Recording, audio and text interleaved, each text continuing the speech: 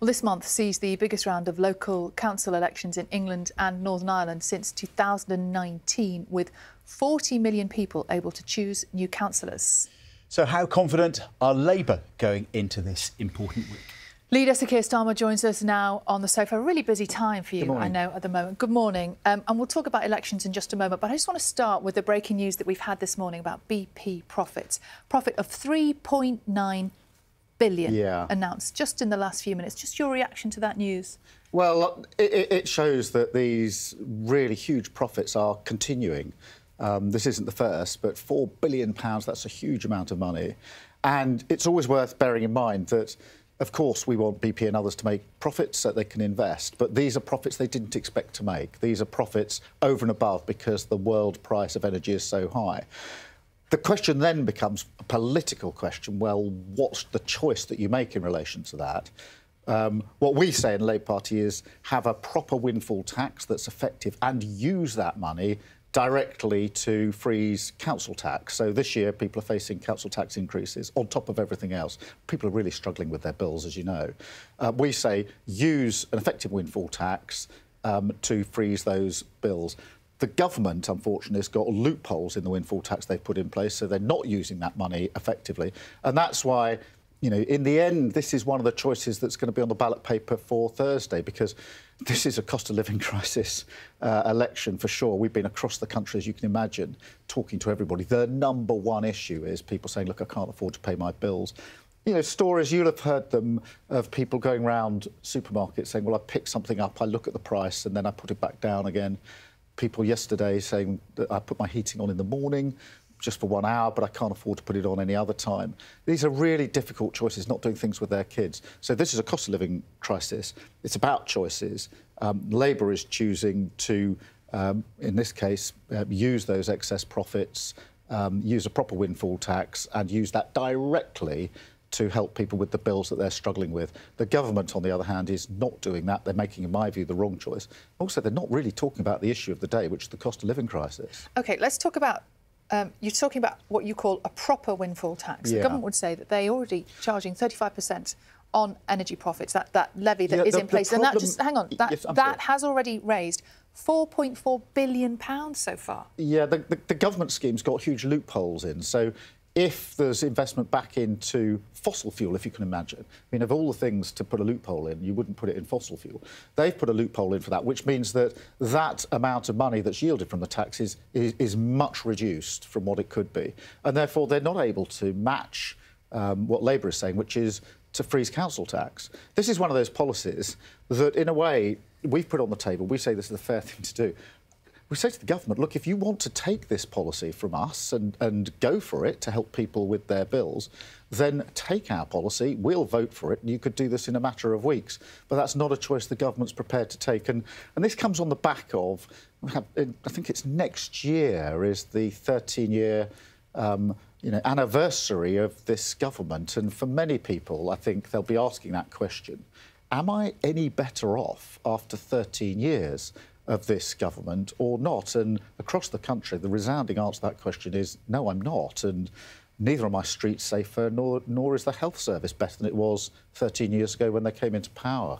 Nurses out on strike on Sunday and Monday. What would you be offering them now?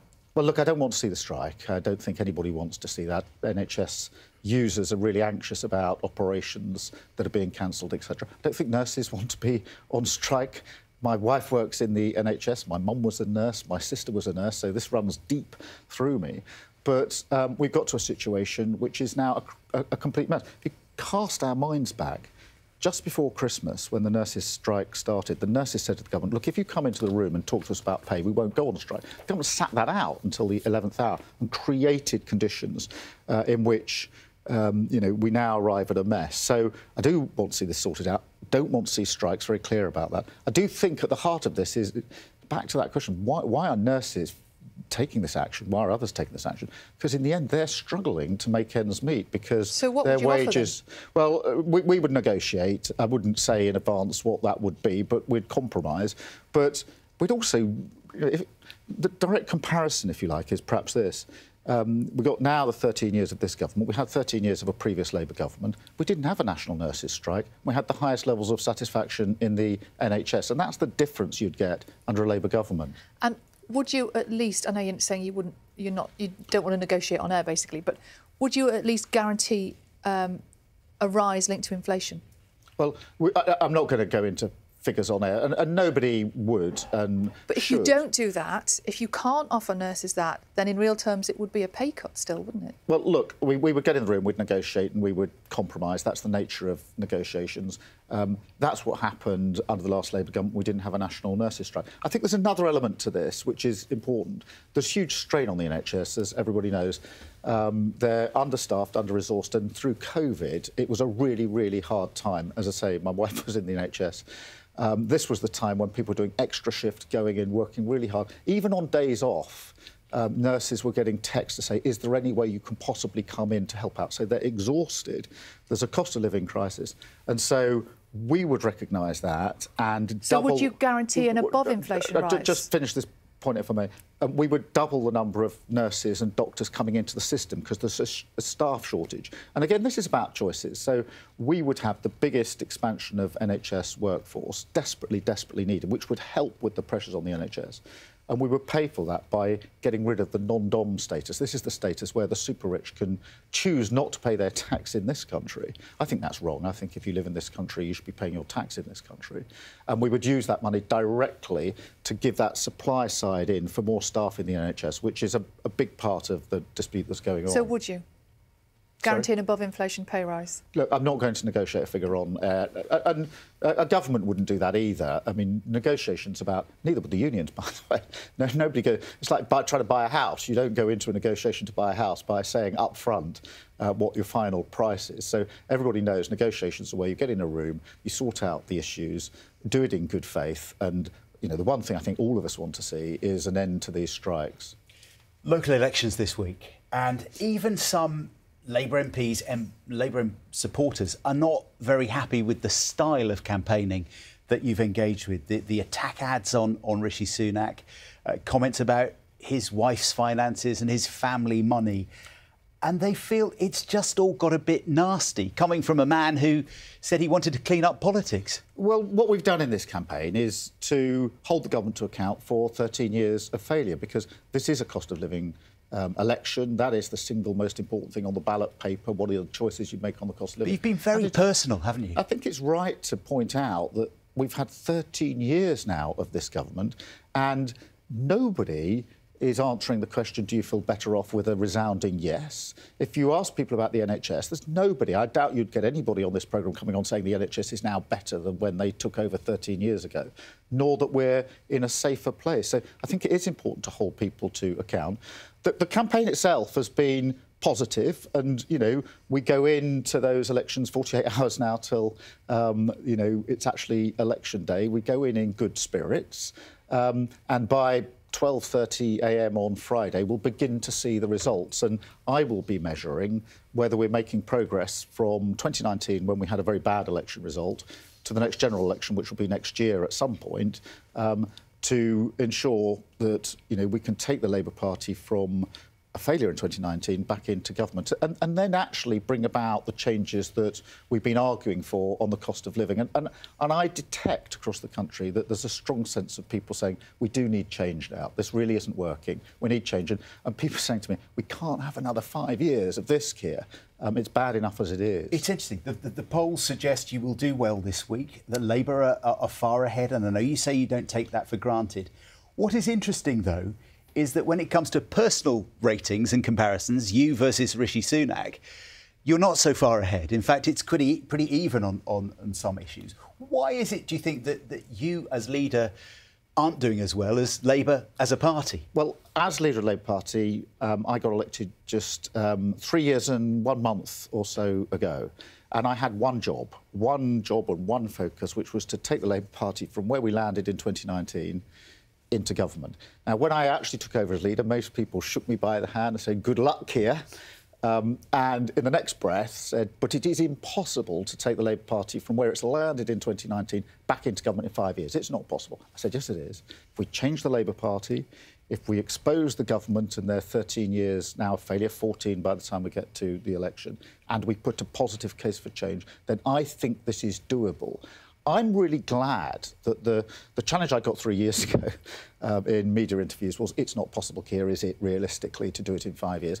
Now the challenge to me is, why aren't you further ahead? Tracking against that, 3 or 4 year trajectory into next year, we're making really good progress, and I'm glad I'm getting challenged on, why we're not further ahead. That's a good place for us to be.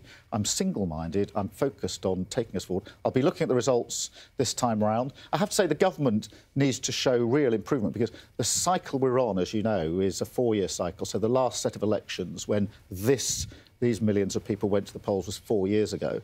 That was the second worst election result for the Tories since ever. It was Theresa May's sort of dying days. As a result of those elections, she had to go out and apologise to her candidates. So if the Tories don't make significant advances on May 2019, then they're going backwards. A lot of this, you're downplaying your expectations, they're downplaying their expectations. I'd just say this, because you put Rishi Sunak to me. It can't be true that Rishi Sunak is sort of resurrecting the Tory party and steaming ahead at the same time as the Tory party briefing that they're going to do worse than they did in May 2019, when, as a result of which, Theresa May actually was removed from office. Both those things can't be true. I've heard you refer to yourself previously as Mr. Rules. You like sticking to the rules, don't you? So I'm curious to know what you think about something we're expecting to hear today, which is more about the appointment of Sue Gray to come and work for you. Sue Gray, of course, the person who at one time was investigating the Prime Minister. Did she break any code of conduct by talking to you, by talking about that job, while she was also doing something else? Firstly, I had no discussions with her while she was investigating Boris Johnson whatsoever. I don't think anybody is suggesting that that is the case. I'm confident she hasn't broken any of the rules. Whenever a senior civil servant leaves the civil service, there's always a process they have to go through before they take up another job. That's the process she's going through, quite rightly too, the process I would expect her to go through. Actually, today, there's nothing much new about this, and I'm afraid, with 48 hours to the election, what's going on is the government is trying to sort of resurrect a story about Sue Gray, mainly because they don't want to talk about the cost of living crisis, which actually is the thing that most people are most concerned about. So you think this is a timing issue? Oh, look, you have to smile when the government raises an issue like this with 48 hours to go before the polls. Because they know it could potentially damage you. What I'd say to the government is, if you're listening to people across the country, they're not talking about Sue Gray. They're talking about not being able to pay the bills. For heaven's sake, talk about the issue, which is of central concern to, I would have thought, most people watching this. They're not sitting at their breakfast talking about Sue Gray. They're talking about their bills. And if the government focused on the right choices, then we wouldn't be in the mess that we're in. Talking about the coronation as well, aren't there, a lot of people, as we head towards the weekend, which you have to attend once you've had the election results. It'll be a privilege. It'll be fantastic. Yeah. I mean, you've said that as a younger man, you once proposed the abolition of the monarchy. I guess this week is forcing us all to ask what kind of monarchy we want going forward. Would you be keen to modernise it even further than the King is doing, to slim it down even more? Well, look, I'm a strong supporter of the monarchy. I think it's really important to have a head of state that sits above politics, if you like, and is able to bring the country together.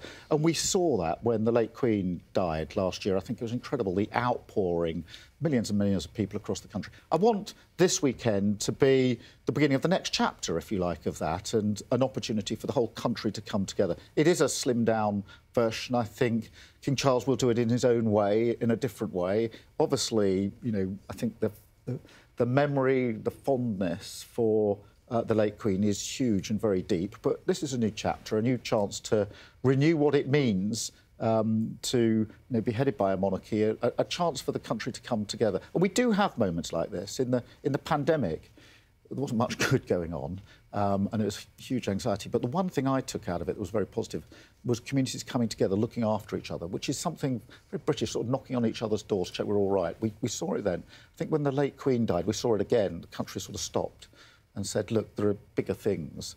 And I hope we can see that this weekend as well, when the country can say, yeah, look, let's just come together. But, local elections will fight into Thursday. Of course, massive political choices to be made.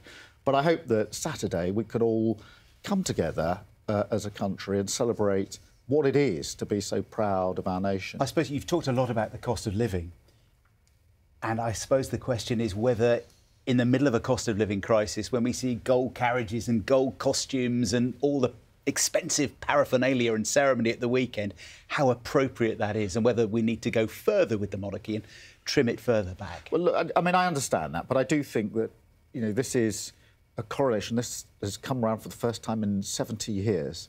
One of the things when the late Queen died we did was to look back at her coronation, and there were huge memories.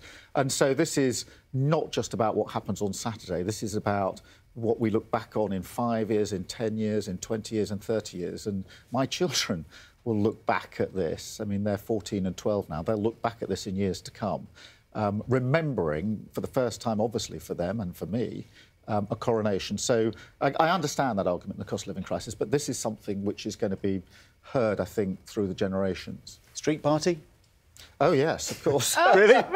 After the coronation? There will always be there'll be street parties across the country. We'll be going to the Windsor concert on yes, Sunday, of course. which will be fantastic. All right. So, Keir Starmer, thank you for coming in onto the sofa this morning.